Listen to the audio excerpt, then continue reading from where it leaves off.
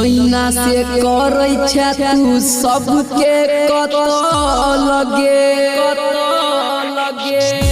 देख देख के तोरा पर से हटल नहीं नजर गे अखिया में गई अखिया में कोन कजरा लगाबै छई अखिया में गई अखिया में कोन कजरा लगाबै छई अखिया में कोन कजरा लगाबै छई अखिया में हे गई अखिया में कोन कजरा लगाबै छई अखिया में गई अखिया में कोन कजरा लगाबै छई अखिया में कोन कजरा लगाबै छई अखिया में अजय दीवाना मलमल कोन कजरा लगाबै छई अखिया में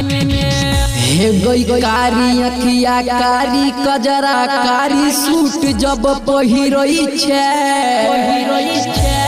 छौरा सबके जान लई छे देबौ खाली कही दे छे अखिया में गई अखिया में कोन कजरा लगाबै छई अखिया में गई अखिया में कोन कजरा लगाबै छई अखिया में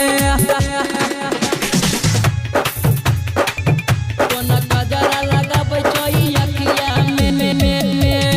अजय दीवाना मलमल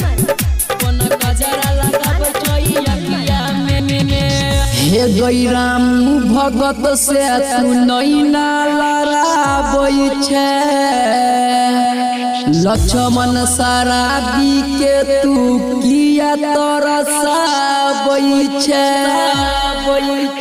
अखिया में गई अखिया में कोन कजरा लगाबै छई अखिया में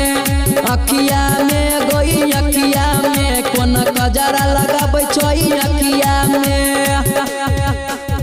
अभी आप सुन रहे हैं मैथिली जानकी रिकॉर्डिंग स्टूडियो बड़हा से।